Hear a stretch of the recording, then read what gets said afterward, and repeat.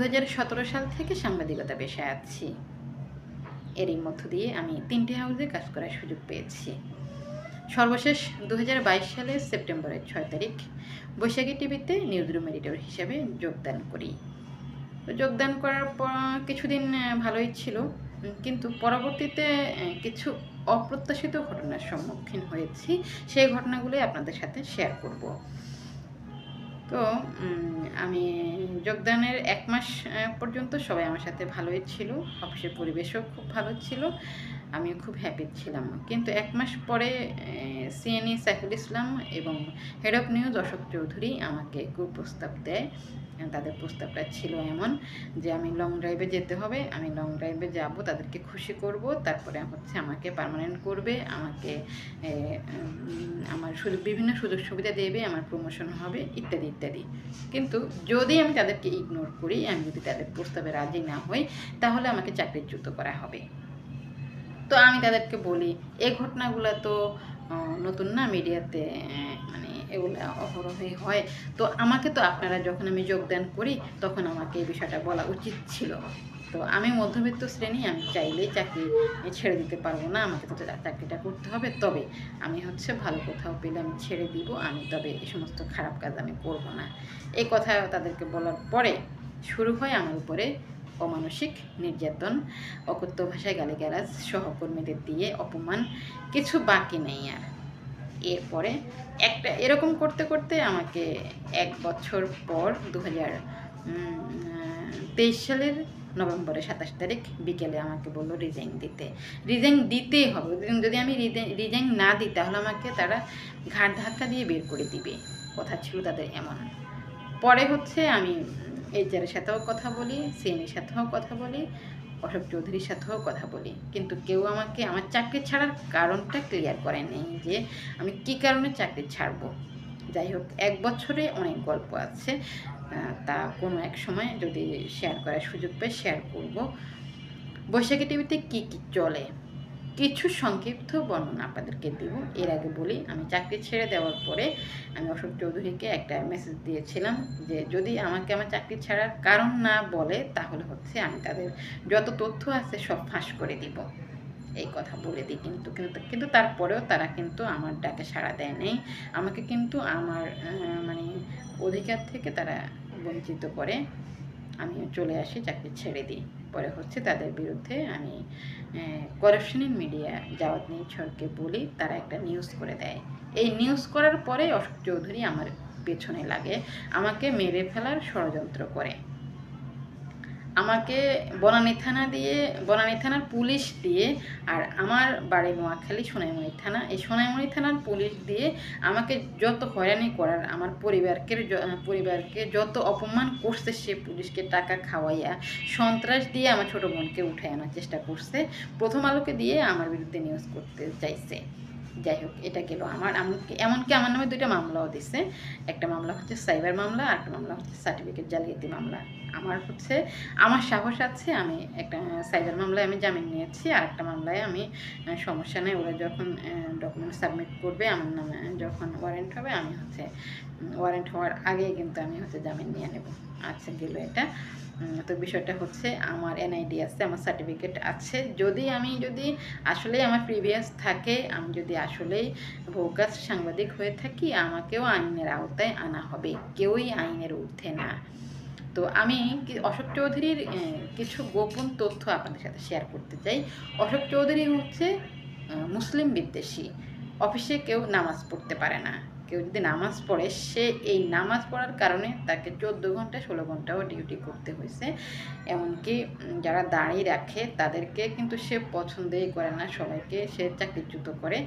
এরপরে সে প্রকাশ্যে মেয়েদের গালে হাত দেয়, স্পর্শকাতর জায়গায় হাত দেয়।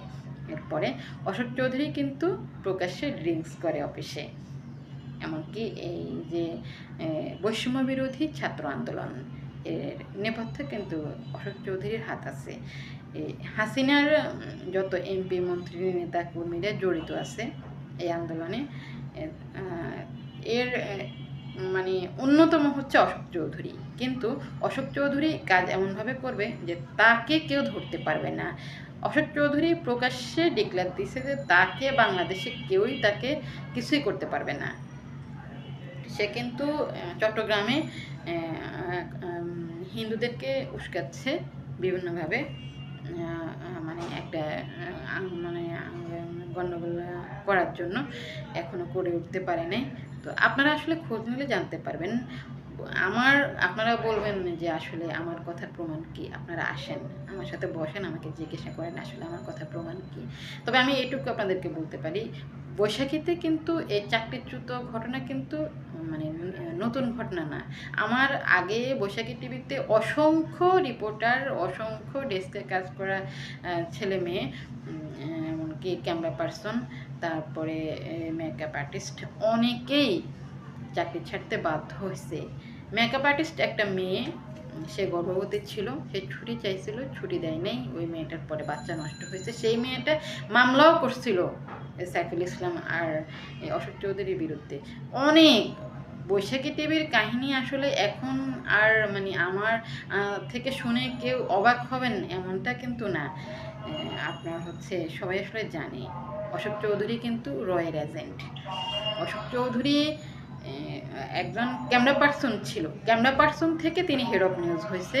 আপনারা একটা খবর নিয়ে দেখেন যে আসলে সে তার সাংবাদিকতায় তার এক্সপিরিয়েন্স কী, সে তার সে কতটুকু এডুকেটেড, তার আসলে কী যোগ্যতা আছে, সে হেড অফ নিউজ হয়েছে।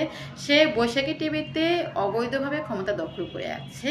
সে বৈশাখী টিভির মালিক, চেয়ারম্যান হুসাইন মোহাম্মদ, বৈশাখী টিভির এমডি রফিকুল আমিন, এই দুইটা ব্যক্তিকেই বছরের পর বছর বিভিন্নভাবে ষড়যন্ত্র করে জেল খাটাইতেছে। একটা মামলা তাদের সাদা শেষ হলে আরেকটা মামলা শুরু হয়, একটা মামলা শুরু হলে আরেকটা মামলা, একটা মামলা শুরু হলে আরেকটা মামলা তৈরি করে, এই মামলা শেষ হলে আরেকটা মামলা দিয়ে দেয়। তার কাহিনী এভাবে চলে।